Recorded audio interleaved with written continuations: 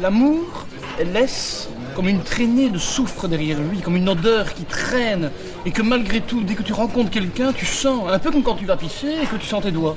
Tu vois, ça sent toujours.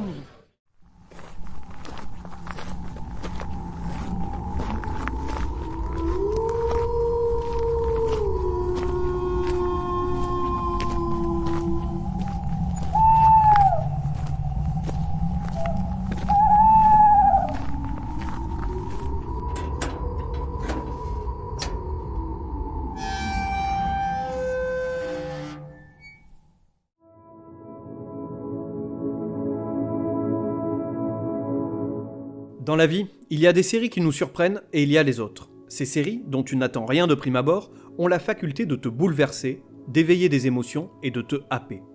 Le visionnage des épisodes ne te laisse pas indifférent, et tu sais pertinemment que cette œuvre aura une place toute particulière dans ton cœur. Normal People fait partie de ce genre de série. Je te propose de voir à travers 5 points pourquoi cette fiction est absolument à voir.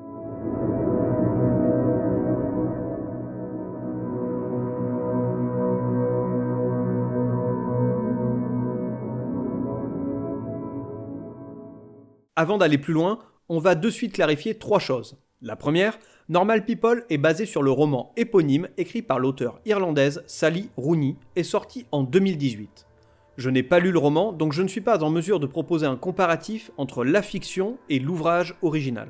J'ai lu ici et là que l'adaptation est assez fidèle, mais je ne peux pas te donner mon avis sur la question. En tout cas, je ne m'amuserai pas à faire comme tous ces abrutis qui ont regardé Game of Thrones sans avoir lu les bouquins de George Martin et qui n'hésitent pas à donner leur avis sur l'adaptation. Bande d'abrutis! La deuxième clarification que je souhaite apporter concerne la production de la série.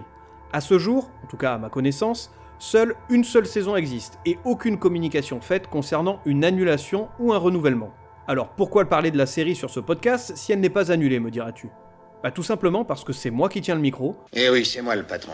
Et parce que j'ai vraiment envie de te parler de cette magnifique série. Elle rentre dans la catégorie des séries dont la première saison se suffit à elle-même. J'ai t'offré cet argument dans une des raisons du pourquoi il faut regarder Normal People. Enfin, la troisième chose à prendre en considération avant de poursuivre l'écoute, c'est la subjectivité. Il s'agit de mon opinion, mon ressenti face à l'œuvre réalisée par Lenny Abrahamson et Etty McDonald. Si tu n'es pas d'accord avec les points que je vais évoquer ici, ou que tu aurais aimé en ajouter d'autres, viens t'exprimer dans la partie commentaires du site de la crypte ou sur les réseaux sociaux. En tout cas, fais-le si possible de manière intelligible. Ou pas. Trêve de blabla, c'est parti pour ce top 5 qui fait de Normal People la petite pépite de 2020. Première raison, une histoire d'amour banale mais belle.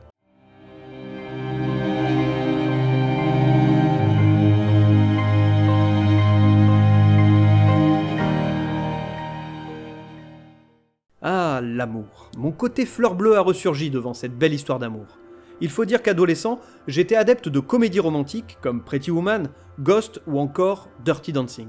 Oh la honte! J'assume complètement.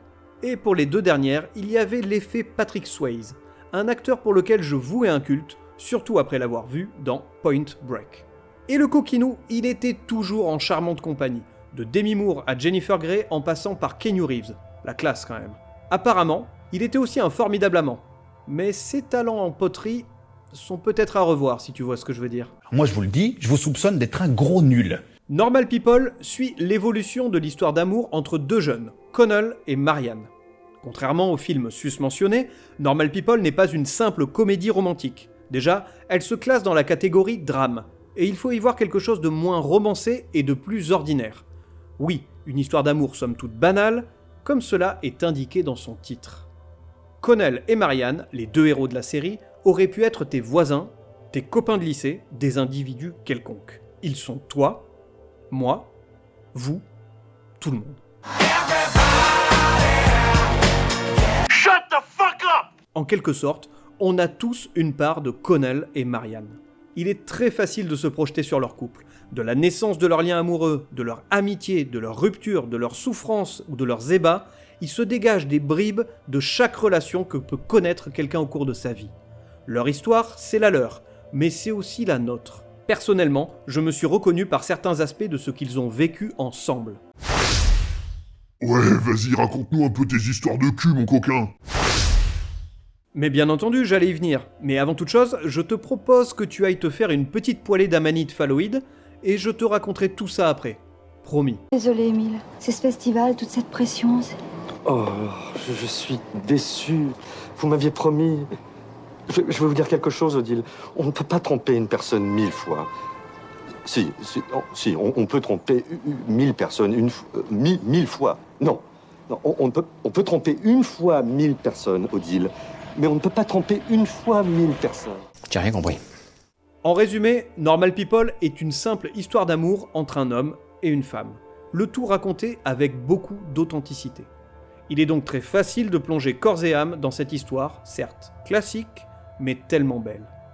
La deuxième raison, c'est un casting avec Monsieur et Madame Tout-le-Monde.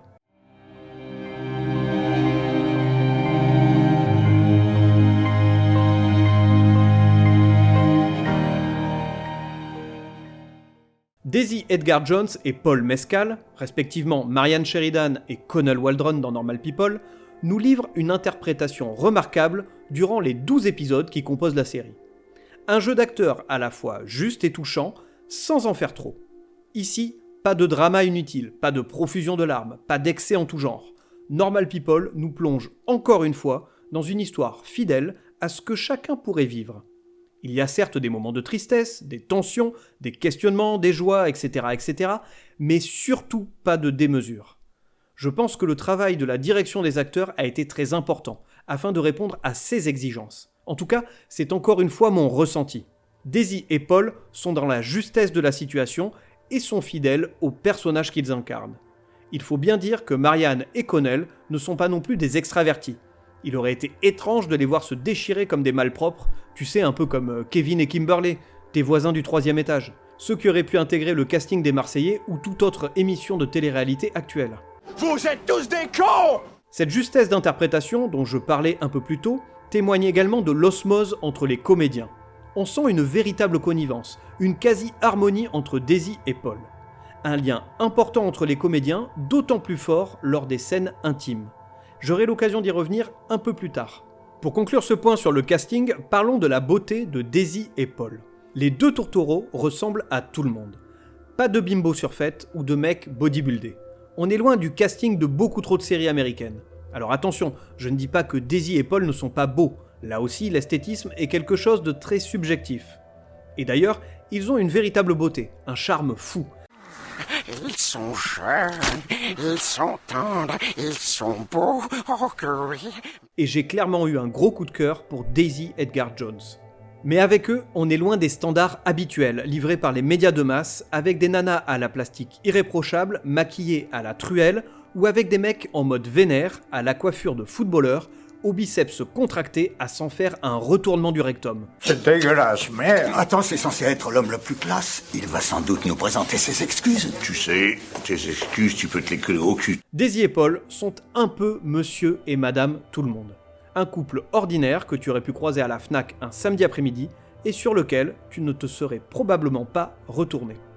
La troisième raison de regarder Normal People, c'est sa réalisation, cette réalisation contemplative.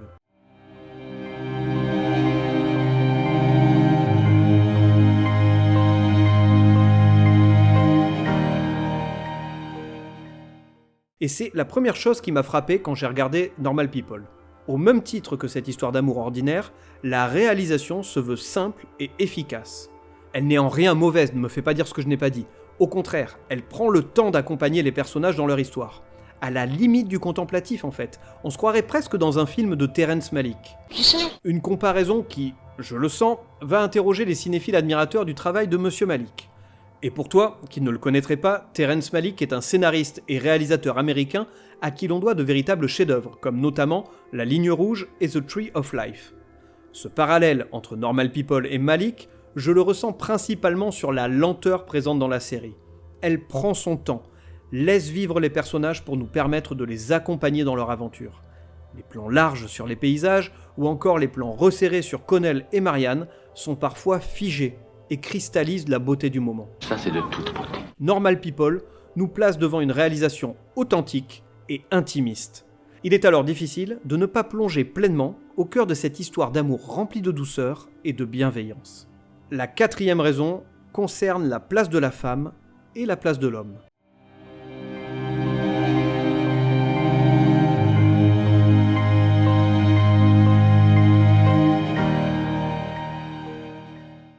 Lorsque j'ai terminé l'intégralité de la série, j'ai repensé à de nombreuses reprises à Normal People, ce qui est, en tout cas pour moi, un gage de qualité. Une série qu'on oublie aussitôt après l'avoir terminée n'aura été qu'une perte de temps. Je pense qu'on est tous d'accord là-dessus. Ouais, d'accord, ouais. Cool. Dans le cas de la série irlandaise, j'ai été amené à y revenir, revoir des scènes fortes, penser à ce couple à la fois atypique et tellement ordinaire. Puis, quelque chose m'a frappé, quelque chose que je n'avais pas nécessairement identifié lors du visionnage. C'est la place de la femme et de l'homme dans l'histoire. Bien souvent, les œuvres romantiques nous content leur histoire du point de vue d'un des protagonistes. Par exemple, une femme qui essuie chagrin d'amour sur chagrin d'amour et qui, un beau jour, tombe sur la perle rare. On suit alors les péripéties de la jeune femme pour arriver à ses fins et conquérir le cœur du bien-aimé. C'est très schématisé et caricatural de la comédie romantique de base, j'avoue. Cela reste pourtant vrai dans la mesure où une très grande majorité des fictions romantiques empruntent ce biais narratif-là. Dans l'histoire d'amour décrite dans Normal People, Connell et Marianne sont placés d'égal à égal. Ils font tous les deux partie intégrante de cette histoire. Et ça tombe bien, car dans une histoire d'amour, on est deux. Enfin, généralement on est deux. Je ne parle pas des trouples et autres histoires polygames. S'il vous plaît, mesdames, messieurs, pardonnez-moi de vous déranger, mais ma femme et moi cherchons des partenaires pour partouzer. Est-ce qu'il y en a parmi vous que ça intéresse ? La série nous accompagne donc dans l'intimité de ces deux personnages. On vit avec eux cet amour mêlé à la fois de chagrin, d'attirance, de déception, de rage ou d'égarement.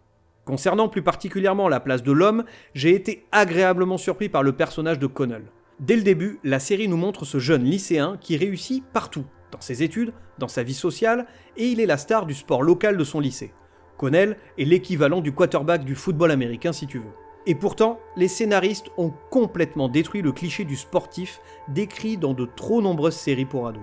Au placard le mec musclé, imbu de sa personne, méchant avec les têtes de la classe et au comportement misogyne exacerbé. Normal People nous livre un héros touchant, attentionné et avec ses propres faiblesses.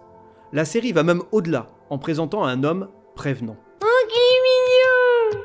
Connell n'est pas l'homme parfait, mais tout simplement un homme ordinaire dans toute sa simplicité et avec ses vulnérabilités.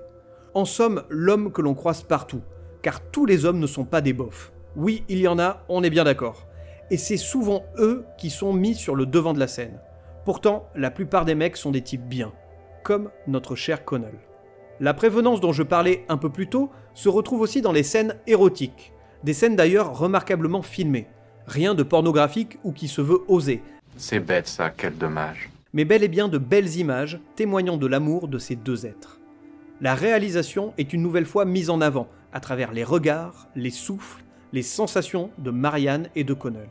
Ces scènes ne sont pas là pour montrer du cul, elles font partie intégrante de la narration et ont également un rôle de prévention. La série parle ouvertement du consentement, sujet ô combien important et d'actualité. Avant la pratique d'une position sexuelle, Connell demande à Marianne si elle est d'accord.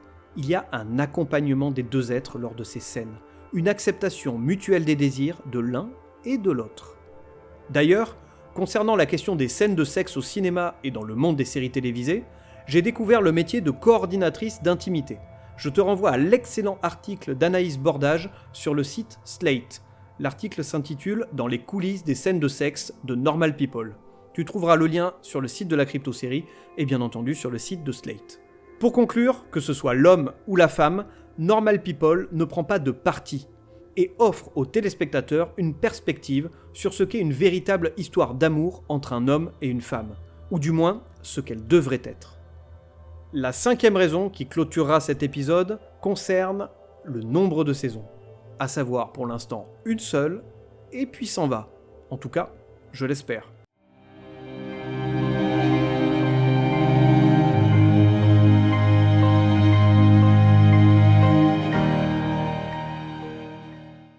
Attention, ici il y aura quelques spoilers sur la fin de la série et sur une autre série culte de HBO, donc je vais laisser dans la partie commentaire le timecode pour t'éviter d'entendre ces spoilers. Comme précisé en préambule, Normal People n'a à ce jour pas été annulé, en tout cas officiellement. Une saison 2 n'a pas encore été commandée et nous restons pour l'instant sur cette unique saison 1. et j'aimerais que ça reste ainsi. Peut-être que les scénaristes en ont encore sous la pédale, et qu'ils ont des idées pour poursuivre l'histoire de Marianne et Connell. Effectivement, il y aurait certainement des choses à dire sur leur éloignement et sur comment ils pourraient éventuellement se retrouver à nouveau. Avec par exemple Marianne qui rend visite à Connell à New York, de là des sentiments renaissent. Pourquoi pas? Mais est-ce vraiment utile? Ah, on me fait signe que non. La série décrit parfaitement ces années difficiles, sentimentalement parlant, qui nous conduisent de l'adolescence à l'âge adulte. Chacun peut se retrouver dans cette histoire. A-t-on réellement besoin d'aller plus loin? L'épisode 12 se termine sur une séparation nécessaire et finalement heureuse. Peut-être se retrouveront-ils. Peut-être fondront-ils une famille chacun de leur côté. Peut-être que leur histoire restera à jamais gravée dans leur mémoire. C'est à chaque téléspectateur d'imaginer à présent la suite. Sa suite. Celle dont il a envie. C'est cette magie que j'aime à retrouver dans une œuvre fictive. J'aime qu'on me laisse imaginer la suite. On me donne la plume et c'est à moi d'écrire la fin de l'histoire. Tout comme les Sopranos ont su le faire dans l'épisode final de la série culte de HBO. Tony est-il mort ou finit-il son repas paisiblement avec sa famille? Une fin tellement décriée, mais pourtant tellement parfaite. C'était très bien, c'était parfait, c'était très bien, alors très bien. Si Normal People doit revenir pour une saison 2, je serai bien évidemment devant mon écran avec beaucoup de plaisir. Néanmoins, une annulation ne me décevra pas du tout et me permettra de rester sur un avis ultra positif. Entre nous, si ce show peut éviter de tomber dans l'écueil des séries qui auraient mieux fait de s'arrêter après la première saison, ce serait plutôt pas mal. Et je pense à des séries comme Prison Break, Californication, Véronica Mars et bien d'autres. D'ailleurs, je te renvoie vivement à l'abécédaire des séries qui ont duré trop longtemps. Tu trouveras cet abécédaire sur toutes les plateformes de podcast.